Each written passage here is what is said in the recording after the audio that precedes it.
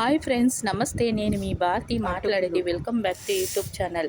నేను ఇప్పుడు చేసేది వచ్చి అటుకులు పులిహోర చేస్తా ఉన్నాను. అటుకులు 2 సార్లు వాష్ చేసుకున్నాను. చేసుకొని అది వచ్చి బాగా గట్టిగా పిండి ఒక ప్లేట్లో వేసుకోవాలి ఫ్రెండ్స్. కావాల్సిన పదార్థాలు పల్లీలు, ఆనియన్, పచ్చిమిరపకాయలు, ఒక నిమ్మకాయ, కరివేపాకు. ఇంత సాల్ట్ ఫ్రెండ్స్, జాస్తి వేస్తే అసలు బాగుండదు, టేస్ట్ కూడా బాగుండలేదు.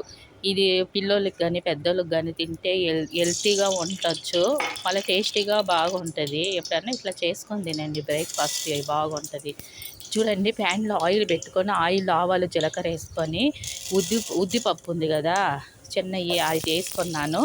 అనేక పెద్ద ఎర్రగడ్డ కట్ చేసి అది వేసుకున్నా, పల్లీలు వేసుకున్నాను, కరివేపాకు ఉంది కదా 2 రెమ్మలు కరివేపాకు వేసుకున్నాను.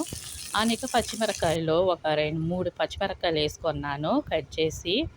అనేక చూడండి, అటుకులు వచ్చి బాగా పిండి ఒక ప్లేట్లో వేసుకున్నాను. నీళ్ళగా ఉంటే అసలు టేస్టీగా ఉండదు. అన్నం మాది చేసుకోవాలి, బాగుంటుంది. నిమ్మకాయ పిండినాను, పసుపు తగినంతగా వేసుకున్నాను, సాల్ట్ వేసుకున్నాను.